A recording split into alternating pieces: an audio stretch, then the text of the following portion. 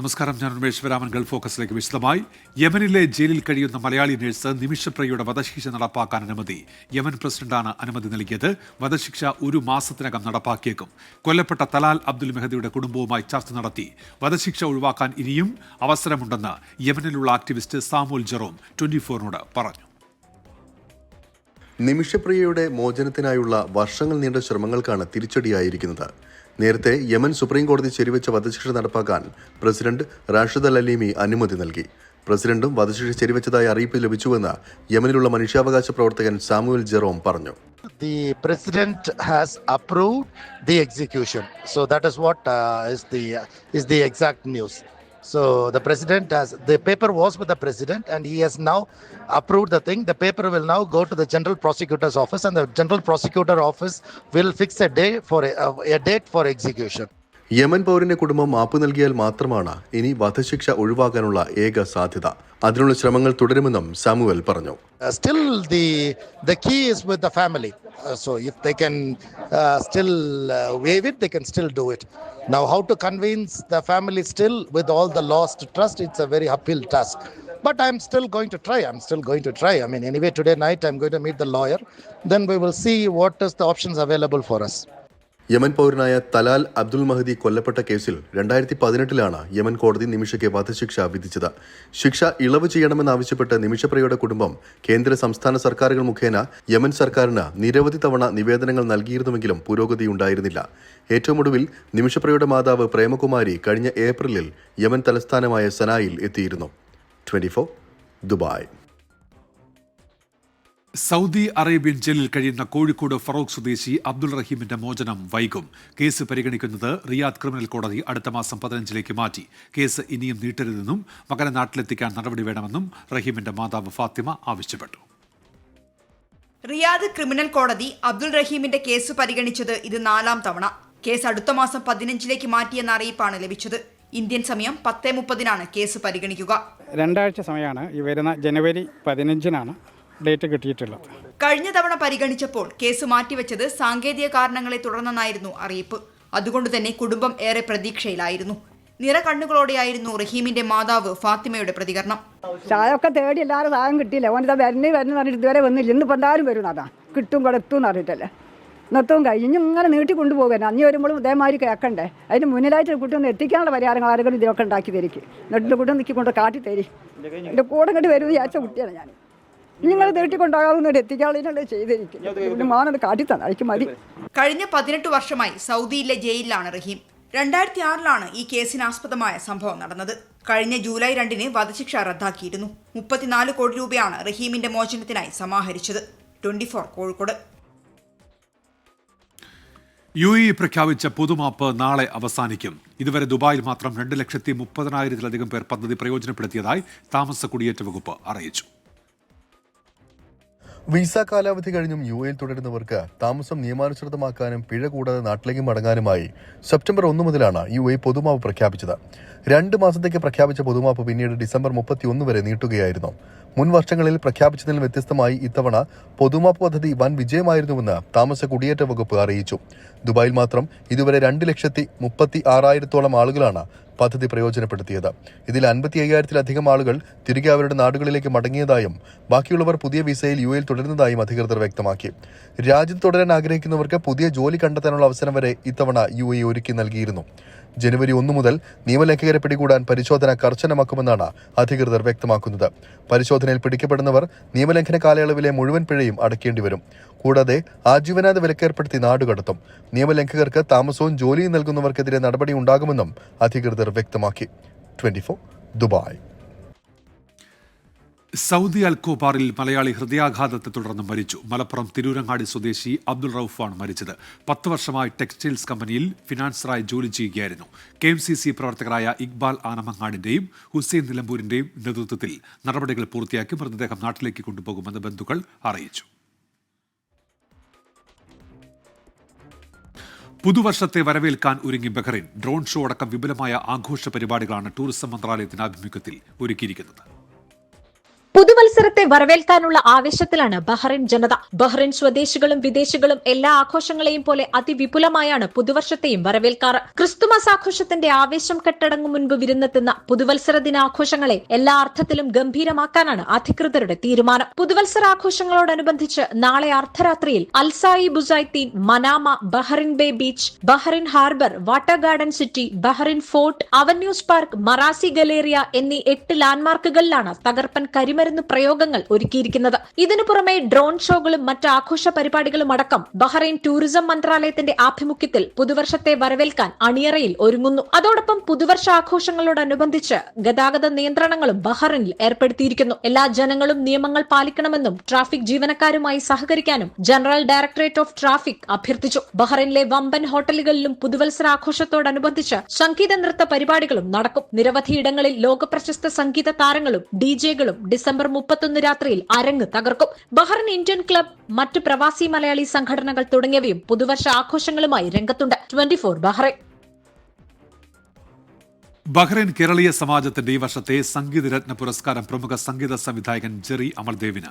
ബഹ്റൈനിലെ BKS diamond ഹാളിൽ നടന്ന ചടങ്ങിൽ Indian ambassador Vinod K Jacob Sangeetharatna പുരസ്കാരവും BKS ജനറൽ വർഗീസ് കാരക്കൽ പ്രശസ്തി പത്രവും നൽകി ജെറി അമൽദേവിനെ ആദരിച്ചു. തുടർന്ന് ജെറി അമൽദേവിന്റെ നേതൃത്വത്തിൽ നടന്ന ക്രിസ്മസ് സിംഫണി ശ്രദ്ധേയമായി. ചരിത്ര ദൌത്യവുമായി ഇന്ത്യ ISROയുടെ സ്പേസ് ഡോക്കിംഗ് ദൌത്യമായ സ്പെഡക്സ് വിജയകരമായി വിക്ഷേപിച്ചു. ശ്രീഹരിക്കോട്ടയിലെ സതീഷ് ധവാൻ സ്പേസ് സെന്ററിൽ നിന്നായിരുന്നു വിക്ഷേപണം. ചേസർ, ടാർഗറ്റ് എന്നിങ്ങനെ ഡോക്കിങ്ങിനായി 2 പേടകങ്ങളാണ് PSLV C-60 റോക്കറ്റ് ഉപയോഗിച്ച് വിക്ഷേപിച്ചത്. Space docking പൂർത്തിയാകാൻ ഒരാഴ്ചയെടുക്കും. ദൌത്യം വിജയിച്ചാൽ സ്പേസ് ഡോക്കിംഗ് സാങ്കേതികവിദ്യ സ്വന്തമാക്കുന്ന 4ാമത്തെ രാജ്യമായി ഇന്ത്യ മാറും. ദൌത്യത്തിന്റെ ആദ്യഘട്ടം വിജയകരമെന്ന് ISRO അറിയിച്ചു. I'm really happy to announce the successful accomplishment of the launch of PSLV C-60 for the SpaceX mission. The rocket has placed the satellites in the right orbit, which is 475 kilometer circular orbit. Further to that, the spacecraft is also going to wait for the solar panel deployment. So the team spacecraft is looking at whether the panels are deployed or not. So we'll get a confirmation soon. The rendezvous and docking process will start, and we hope that the docking process can happen in another 1 week. The nominal time is going to be approximately 7th of January. Mundakkai Chooralmala ഉരുൾപൊട്ടൽ അതിതീവ്ര ദുരന്തമായി പ്രഖ്യാപിച്ച് കേന്ദ്ര സർക്കാർ. കേരളത്തിന്റെ ഒറ്റക്കെട്ടായുള്ള നിരന്തര സമ്മർദ്ദത്തിനൊടുവിലാണ് കേന്ദ്രത്തിന്റെ പ്രഖ്യാപനം. പുനരധിവാസ നടപടികളിലേക്ക് കടക്കുന്ന കേരളത്തിന് കൂടുതൽ സഹായം ലഭിക്കാൻ കേന്ദ്ര പ്രഖ്യാപനത്തിലൂടെ കഴിയും. മുണ്ടക്കൈയിലും ചൂരൽമലയിലും ഉരുൾപൊട്ടൽ ദുരന്തം വിതച്ച് 5ാം മാസം പൂർത്തിയാകുമ്പോഴാണ് അതിതീവ്ര ദുരന്തമായി പ്രഖ്യാപിക്കാനുള്ള കേന്ദ്ര സർക്കാരിന്റെ തീരുമാനം. അതിതീവ്ര ദുരന്തമായി അംഗീകരിക്കുന്നതിൽ തീരുമാനമായോ എന്ന് ചോദിച്ച് ഡിസംബർ 28-ന് പ്രിൻസിപ്പൽ സെക്രട്ടറി ടിങ്കു ബിസ്വാൾ കേന്ദ്രത്തിന് കത്തയച്ചിരുന്നു. ഇതിന് ആഭ്യന്തര മന്ത്രാലയം joint secretary doctor Rajesh Gupta ഔദ്യോഗിക മറുപടി നൽകി. കേന്ദ്രത്തിൽ നിന്നുള്ള സംഘം ദുരന്തസ്ഥലം സന്ദർശിച്ചതിന്റെ കൂടി അടിസ്ഥാനത്തിലാണ് കേന്ദ്ര സർക്കാർ അതിതീവ്ര ദുരന്തമായി പ്രഖ്യാപിച്ചത്. SDRFന്റെ 2 ഗഡു മുൻകൂറായി അനുവദിച്ചതൊഴിച്ചാൽ കേന്ദ്രത്തിൽ നിന്ന് വയനാടിനായി പ്രത്യേക സഹായം ഇതുവരെ ലഭിച്ചിരുന്നില്ല. പുനരധിവാസ പ്രവർത്തനങ്ങൾക്കായി 2219 കോടി രൂപയുടെ സഹായമാണ് കേരളം കേന്ദ്രത്തോട് ആവശ്യപ്പെട്ടത്. അതിതീവ്ര ദുരന്തമായി പ്രഖ്യാപിച്ചതോടെ കൂടുതൽ മന്ത്രാലയങ്ങളിൽ നിന്ന് സഹായം ലഭിച്ചേക്കുമെന്ന പ്രതീക്ഷയിലാണ് കേരളം. കേരളത്തിലെ ജനങ്ങളുടെ ഒറ്റക്കെട്ടായ ആവശ്യം കേന്ദ്രം അംഗീകരിച്ചു എന്നറിയുന്നതിൽ കേരളത്തിലെ ജനങ്ങൾക്ക് തീർച്ചയായും സന്തോഷിക്കാം. അപ്പോൾ ഇനി അങ്ങോട്ട് അതിവേഗതയിൽ അതിൻ്റെ പുനരധിവാസ പ്രവർത്തനം, വീട് നിർമ്മാണം ഉൾപ്പെടെയുള്ള മുഴുവൻ കാര്യങ്ങളും എന്ന് പറഞ്ഞാൽ ലോകത്തിന് മാതൃകയാവുന്ന രീതിയിലൊരു പുനരധിവാസ പ്രവർത്തനമാണ് നടത്താൻ ഉദ്ദേശിക്കുന്നത്. ടൗൺഷിപ്പാണ് ഉദ്ദേശിക്കുന്നത്, 2 ടൗൺഷിപ്പാണ് ഉദ്ദേശിക്കുന്നത്. കേന്ദ്ര പ്രഖ്യാപനത്തിൽ കാലതാമസമുണ്ടായെന്ന MLA T സിദ്ദിഖ്. 5 മാസമെടുത്തു ഈ ഒരു പ്രഖ്യാപനത്തിന്. നീതീകരിക്കാൻ കഴിയാത്തതായിട്ടുള്ള ടൈം ഡിലേ ആണ് ഒരു ദുരന്തവുമായി ബന്ധപ്പെട്ടുകൊണ്ട് നടന്നത്. ഒരിക്കലും സംഭവിക്കാൻ പാടില്ലാത്ത. ഇനി ഇതിനെ തുറന്ന് ചെയ്യേണ്ട കാര്യങ്ങൾ പ്രത്യേകം പെട്ടെന്ന് നടപ്പിലാക്കാനുള്ള അടിയന്തര നടപടി കേന്ദ്ര ഗവൺമെന്റ് ഭാഗത്തുനിന്ന് ഉണ്ടാകും. സംസ്ഥാന സർക്കാർ നിരന്തരം നടത്തിയ ഇടപെടലുകളും ഭരണ പ്രതിപക്ഷ ഭേദമന്യേ ചെലുത്തിയ സമ്മർദ്ദവുമാണ് ഒടുവിൽ കേന്ദ്ര സർക്കാരിനെ കേരളത്തിന് അനുകൂലമായി തീരുമാനമെടുക്കാൻ പ്രേരിപ്പിച്ചത്. 24 തിരുവനന്തപുരം. കേരളത്തിനോട് കേന്ദ്രത്തിന് പ്രതികാര മനോഭാവം എന്ന് മുഖ്യമന്ത്രി പിണറായി വിജയൻ. മുണ്ടക്കൈ ചൂരൽമല ഉരുൾപൊട്ടൽ ദുരന്തബാധിതർക്ക് കേന്ദ്രം പണം നൽകുന്നില്ല. BJP കേരളം അംഗീകരിക്കുന്നില്ല എന്നതാണ് കാരണം. കേന്ദ്രം തന്നാലും ഇല്ലെങ്കിലും ദുരന്തബാധിതർക്കായി ടൗൺഷിപ്പ് നിർമ്മിക്കുമെന്ന് മുഖ്യമന്ത്രി പറഞ്ഞു. എന്തേ കേരളത്തിനുള്ള കുറവ്? എന്തിനാണ് കേരളത്തോട് ഇത്ര വലിയ പക? കേരളത്തിലെ ജനങ്ങളോടൊരു ശത്രുതാഭാവം എന്തുകൊണ്ട്? നിങ്ങൾ ഞങ്ങളെ അംഗീകരിക്കുന്നില്ല. BJPയെ കേരളം അംഗീകരിക്കുന്നില്ല. അപ്പോൾ ഞങ്ങൾ ഇതൊക്കെ ചെയ്യും. കേന്ദ്ര ഗവൺമെന്റ് സഹായം വേണമെന്ന് ഞങ്ങൾ പറയും. സഹായം തരാത്ത സമീപനാണ് സ്വീകരിക്കുന്നതെങ്കിലും ഈ പറഞ്ഞ ടൗൺഷിപ്പും മറ്റ് പുനരധിവാസവും മറ്റെല്ലാ കാര്യങ്ങളും അതേപോലെ നടത്തിയിരിക്കും. കാരണം അത് ഞങ്ങൾ പറഞ്ഞതാണ്, പറയുന്നത് നടപ്പാക്കാനാണ് LDF സർക്കാർ നിലകൊള്ളുന്നത്. കൊച്ചി കലൂർ സ്റ്റേഡിയത്തിൽ ഉമാ തോമസ് MLA അപകടത്തിൽപ്പെട്ട സംഭവത്തിൽ 3 പേരുടെ അറസ്റ്റ് രേഖപ്പെടുത്തിയെന്ന് കൊച്ചി അസിസ്റ്റന്റ് കമ്മീഷണർ. സ്റ്റേജ് നിർമ്മിച്ച Benny, Oscar event manager Krishnakumar, Mridangam vision CEO Shameer Abdul Raheem എന്നിവരാണ് അറസ്റ്റിലായത്. അമൽ സുരേന്ദ്രൻ തയ്യാറാക്കിയ റിപ്പോർട്ടിലേക്ക്. മൃദംഗ വിഷന്റെ CEO ആയിട്ടുള്ള ഷമീർ അബ്ദുൾ റഹീമിനെ പോലീസ് കസ്റ്റഡിയിലെടുത്തു, അറസ്റ്റ് രേഖപ്പെടുത്തി. ഷമീർ അബ്ദുൾ റഹീമിനെ മാത്രമല്ല, അതോടൊപ്പം തന്നെ ബെന്നി, ഈ ഒരു സ്റ്റേജ് ഉയർത്തിയ ബെന്നിയെയും കൃഷ്ണകുമാറിനെയും, ഓസ്കാർ ഇവന്റ് മാനേജ്മെന്റിന്റെ മാനേജറായിട്ടുള്ള കൃഷ്ണകുമാറിനെയും പോലീസ് കസ്റ്റഡിയിലെടുക്കുകയും 3 അറസ്റ്റ് രേഖപ്പെടുത്തുകയും ഈ സ്റ്റേഷൻ ജാമ്യത്തിൽ ഇവരെ വിട്ടയക്കുവാനുമാണ് എന്നാണ് ഈ ഒരു കേസിന്റെ അന്വേഷണവുമായി മുന്നോട്ട് പോകുന്ന ACP രാജ്കുമാർ നമ്മോട് പറഞ്ഞിരിക്കുന്നത്. ഒരു ബെന്നി അറസ്റ്റ് ചെയ്തിട്ടുണ്ട്, ഒരു ഷമീറിനെ അറസ്റ്റ് ചെയ്തിട്ടുണ്ട്, കൃഷ്ണകുമാർ അറസ്റ്റ് ചെയ്തിട്ടുണ്ട്. സ്റ്റേജിന്റെ നിർമ്മാണത്തിലുള്ള ഭാഗത്തെയാണ് ബെന്നിയാണ് അത് ചെയ്തേക്കുന്നത്. ഇന്ന് ഷമീർ അബ്ദുൾ റഹീമിനെ കണ്ടെത്തിയതും പോലീസ് അന്വേഷണത്തിന്റെ ഭാഗമായിട്ട് ഇയാൾ ഒളിവിൽ കഴിയുകയായിരുന്നു. കൊച്ചിയിലെ സ്വകാര്യ ഫ്ളാറ്റിൽ നിന്നാണ് ഷമീർ അബ്ദുൾ റഹീമിനെ പോലീസ് കസ്റ്റഡിയിലെടുത്തത്. ഇവരെയെല്ലാം സ്റ്റേഷൻ ജാമ്യത്തിൽ വിട്ടയക്കുമെന്നാണ് നമുക്കറിയാൻ സാധിക്കുന്നത്. ഉമാ തോമസ് MLA വീണ് പരിക്കേറ്റ സംഭവത്തിൽ കലൂർ സ്റ്റേഡിയത്തിലെ നൃത്തപരിപാടി സംഘാടകരായ മൃദംഗ വിഷ്ണുവിനെതിരെ ഗുരുതര ആക്ഷേപങ്ങൾ. നൃത്തപരിപാടിക്ക് എത്തിയവരിൽ നിന്ന് കോടിക്കണക്കിന് രൂപ പിരിച്ചെടുത്തെങ്കിലും അടിസ്ഥാന സൗകര്യങ്ങൾ ഒരുക്കിയില്ല എന്ന് പരാതിയുണ്ട്. നടി ദിവ്യ ഉണ്ണിയുടെ പേരിലും പരസ്യത്തിനായും വൻ തുകയാണ് മൃദംഗ വിഷൻ പിരിച്ചെടുത്തത്. ഉമാ തോമസ് MLAക്ക് അപകടമുണ്ടായ ആ പരിപാടി സംഘടിപ്പിച്ച ഇവന്റ് മാനേജ്മെന്റ് സ്ഥാപനം ഇതാണ്. അത് മേപ്പാടിയിലാണ് പ്രവർത്തിക്കുന്നത്. അതൊരു ഒറ്റമുറി സ്ഥാപനമായാണ് ഇത് പ്രവർത്തിക്കുന്നത്. ഊട്ടി റോഡിലെ പഞ്ചായത്ത് EMS ഓഡിറ്റോറിയത്തിന്റെ അടുത്താണ് ഈ ബിൽഡിംഗ് ഉള്ളത്. ലോക റെക്കോർഡ് ലക്ഷ്യമിട്ട് 12,000 നർത്തകരുടെ ഭരതനാട്യമാണ് മൃദംഗ വിഷൻ സംഘടിപ്പിച്ചത്. തമിഴ്നാടിന്റെ റെക്കോർഡ് മറികടക്കാനുള്ള കേരളത്തിന്റെ നൃത്തപരിപാടി എന്നാണ് നൽകിയ പ്രചാരണം. ഇത് സർക്കാർ പരിപാടി എന്ന് തെറ്റിദ്ധരിച്ചാണ് പലരും എത്തിയത്. ഗിന്നസ് റെക്കോർഡ് ലക്ഷ്യമിട്ടുകൊണ്ട് കേരളം നടത്തുന്ന ഒരു പരിപാടി എന്ന നിലയിൽ ആ ഒരു വികാരം ഉൾക്കൊണ്ടുകൊണ്ടാണ് നമ്മുടെ മക്കളെ അതിലേക്ക് വിടുന്നത്. ആദ്യഘട്ടത്തിൽ 2,000 രൂപ വാങ്ങിക്കുകയും അതെല്ലാം നമ്മൾ ഈ പറയുന്ന പോലെ നൃത്ത സെന്ററുകളെ ഏത് അധ്യാപകരുടെ അടുത്തോ ആണ് നമ്മൾ അയച്ചു കൊടുത്തത്. പിന്നീട് 1,600 രൂപയോ 1,500 രൂപയോ പിന്നീട് ഇവർ വാങ്ങിക്കുകയും ചെയ്തു. പരിപാടിയിൽ പങ്കെടുക്കുന്നതിന് ഒരാളിൽ നിന്നും വാങ്ങിയത് 3,500 രൂപ. മേക്കപ്പ് ഉൾപ്പെടെ ചിലവുകൾ പരിപാടിയിൽ പങ്കെടുക്കുന്നവർ മുടക്കണം. ഒപ്പമെത്തുന്നവർക്ക് പരിപാടി കാണാൻ വേറെ ടിക്കറ്റും എടുക്കണം. ഇത്ര പണം പിരിച്ചിട്ടും ഒരു കുപ്പിവെള്ളം പോലും നൽകാൻ സംഘാടകർ തയ്യാറായില്ല. ഇത്രയും തുക വാങ്ങിയിട്ടും യാതൊരു സുരക്ഷാ നടപടികളും ഇല്ലാതെ ഈ പരിപാടി നടത്തുമ്പോൾ അമ്മ എന്ന നിലയിൽ ഇത് TV കാണുമ്പോൾ എനിക്കുണ്ടായിരുന്ന ആശങ്കകൾ ചെറുതായിരുന്നില്ല. എന്തായാലും സംഘാടനത്തിൽ വലിയ പിഴവ് തന്നെ വന്നിട്ടുണ്ട്. സുരക്ഷാ ക്രമീകരണങ്ങളിൽ വാഹന ക്രമീകരണം ഒരു കുട്ടിക്ക് നമ്മൾ ഇത്ര വെച്ചു. ഇപ്പൊ ഒരു ബസ്സിൽ കുട്ടിയുടെ കൂടെ പേരന്റ് ഉണ്ട്, പേരന്റ് വേറെ പൈസ കൊടുക്കണമായിരുന്നു. എന്തായാലും ഇവർ 4 മണിക്കൂറോളം ബസ്സിൽ ഇരിക്കേണ്ടി വന്നു. ഇവിടെ നിന്ന് അവർ പെട്ടെന്ന് പുറത്താക്കി കുട്ടികളെ. പരിപാടിക്കെത്തിയ നടിയും നർത്തകിയുമായ ദിവ്യ ഉണ്ണിയുടെ പേരിലും പണം പിരിച്ചെന്ന ആക്ഷേപമുണ്ട്. പരസ്യത്തിനായും വൻ തുക പിരിച്ചെടുത്തു. ഇങ്ങനെ മൃദംഗ വിഷൻ പിരിച്ചെടുത്തത് കോടിക്കണക്കിന് രൂപ. കലയുടെ പേരിലെ ഈ വൻ തട്ടിപ്പിന് ഇനി എന്ത് നടപടിയെന്നാണ് അറിയേണ്ടത്. കൊച്ചിയിൽ നിന്നും നിഖിൽ നിളയ്ക്കൊപ്പം YS അഭിനന്ദ്, 24. എറണാകുളം കലൂരിലെ വേദിയിൽ നിന്ന് വീണ് ഗുരുതര പരിക്കേറ്റ് ഉമാ തോമസ് MLA വെന്റിലേറ്ററിൽ തുടരുകയാണ്. അപകടനില തരണം ചെയ്തെന്ന് പറയാറായിട്ടില്ലെന്ന് മെഡിക്കൽ ബോർഡ് വ്യക്തമാക്കി. തലയിലെ പരിക്ക് കൂടുതൽ ഗുരുതരമായിട്ടില്ലെന്നാണ് എറണാകുളം റിനൈ മെഡിസിറ്റിയുടെ പുതിയ മെഡിക്കൽ ബുള്ളറ്റിൻ വ്യക്തമാക്കുന്നത്.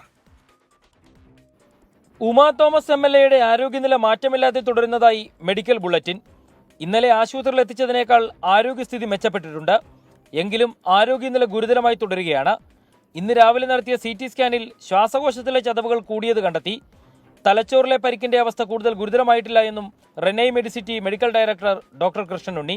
നമുക്ക് ബ്രെയിനിൽ അതേമാതിരി തന്നെ നിൽക്കുന്നു, മോശമായിട്ടില്ല. ഇന്നലത്തെ വെച്ചിട്ട് CT നമ്മൾ എടുത്തതിനകത്ത് ബ്രെയിനിനകത്ത് ആ സ്റ്റാറ്റസ് കോ തന്നെയാണ്.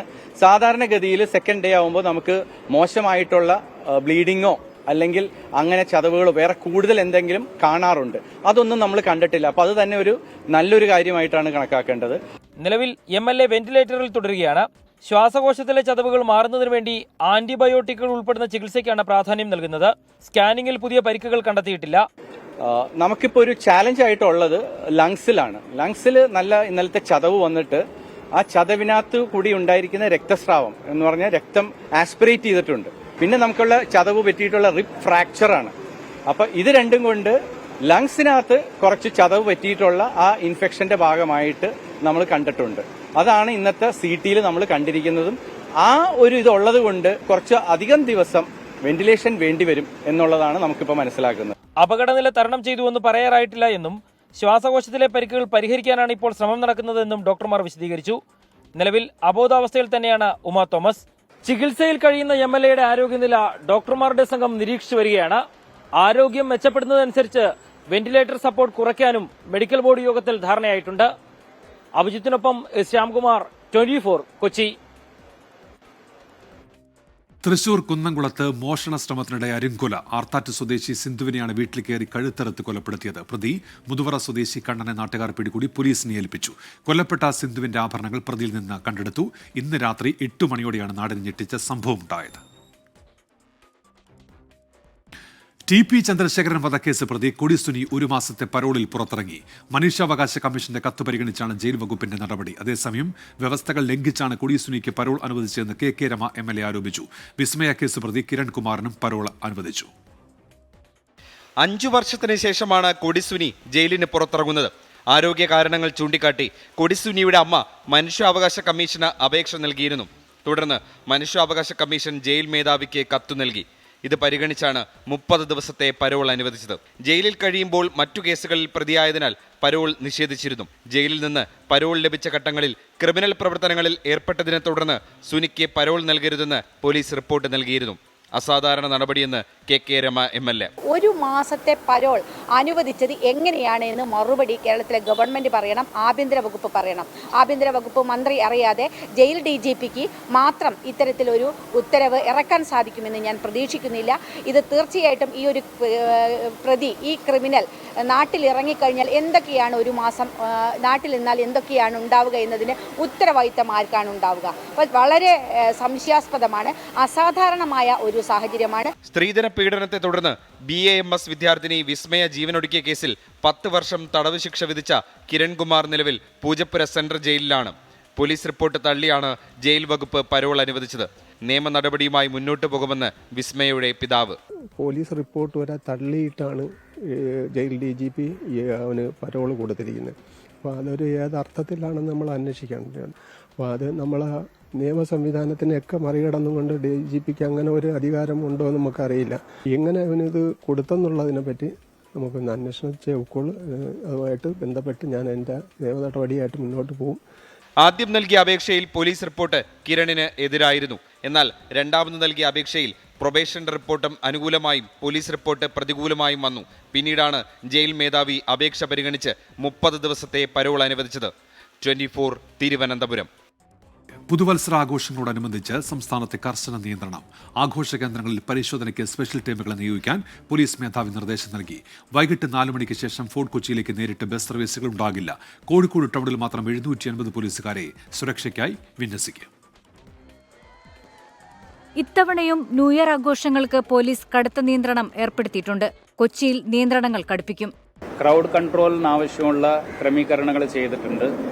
നമ്മൾ റോറോ സൈഡ്, മറ്റ് വൈപ്പിൻ സൈഡിൽ നിന്ന് വരുന്ന ആൾക്കാർക്ക് 4 മണി വരെ മാത്രമേ റോറോയിലെ വാഹനങ്ങൾ നമ്മൾ ഇങ്ങോട്ടേക്ക് അനുവദിക്കുന്നുണ്ട്. 7 മണിക്ക് ശേഷം റോറോ സർവീസ് നിർത്തും. ആദ്യം നമ്മൾ വാഹനങ്ങൾ ഈ ഫോർട്ട് കൊച്ചി റോഡുകളിൽ പാർക്കിംഗ് ചെയ്യാൻ അനുവദിക്കത്തില്ല. കോഴിക്കോട് ജില്ലയിൽ പരിശോധനയ്ക്കായി 750 പോലീസുകാരെ വിന്യസിക്കും. സംസ്ഥാന വ്യാപകമായി ലഹരി സംഘങ്ങളെ കണ്ടെത്താനുള്ള പരിശോധനയുമുണ്ടാകും. വൈകുന്നേരം 4 മണി കഴിഞ്ഞ് ഫോർട്ട് കൊച്ചിയിലേക്ക് ബസ്സുകൾ ഉണ്ടാകില്ല. എറണാകുളം നഗരത്തിൽ പുലർച്ചെ 2 മണിവരെ മെട്രോ സർവീസ് നടത്തും. ഫോർട്ട് കൊച്ചിയിലടക്കം വഴിയോരങ്ങളിൽ വാഹനങ്ങൾ പാർക്ക് ചെയ്യാൻ അനുവദിക്കില്ല. ഇത്തവണ വെളി മൈതാനത്തിലെ പപ്പാഞ്ഞിയെ മാത്രമാണ് കത്തിക്കുക. എങ്കിലും പരേഡ് മൈതാനിയിലെ കൊച്ചി കാർണിവലിലും തിരക്കുണ്ടാകും. തിരക്ക് കുറയ്ക്കാനായില്ലെങ്കിലും നിയന്ത്രിക്കാനാകുമെന്ന പ്രതീക്ഷയിലാണ് പോലീസ്. 24 കൊച്ചി. സംസ്ഥാന സ്കൂൾ കലോത്സവത്തിലെ മുഖ്യവേദിയായ സെൻട്രൽ സ്റ്റേഡിയത്തിലെ ഒരുക്കങ്ങൾ വിലയിരുത്തി മന്ത്രി വി ശിവൻകുട്ടി. ഇത്തവണ ജർമ്മൻ സാങ്കേതികവിദ്യ ഉപയോഗിച്ചുകൊണ്ടുള്ള പന്തലാണ് മുഖ്യവേദിയിൽ ഒരുക്കുന്നത്. സ്വർണ്ണക്കപ്പ് വഹിച്ചുകൊണ്ടുള്ള ഘോഷയാത്ര നാളെ കാസർഗോഡ് നിന്ന് ആരംഭിക്കും. പ്രധാന വേദിയിലെ പന്തൽ നിർമ്മാണമടക്കം അവസാനഘട്ട ഒരുക്കങ്ങൾ വിലയിരുത്താനാണ് വിദ്യാഭ്യാസ മന്ത്രി വി ശിവൻകുട്ടി നേരിട്ടെത്തിയത്. 7000 സ്ക്വയർ ഫീറ്റ് ചുറ്റളവിൽ നിർമ്മിക്കുന്ന പ്രധാന വേദിയിൽ ഒരേ സമയം 10000 കസേരകൾ ഇടാൻ കഴിയും. പ്രധാന വേദിയുടെ പരിസരങ്ങളിലായി 35 ടോയ്ലറ്റുകൾ ക്രമീകരിക്കും. വാഹനങ്ങളുടെ പ്രവേശനം പാസ് മൂലം നിയന്ത്രിക്കും. ഇതാണ് കലോത്സവത്തിന്റെ 63ാമത് സ്കൂൾ കലോത്സവത്തിന്റെ പ്രധാന വേദി ഇവിടെയാണ്.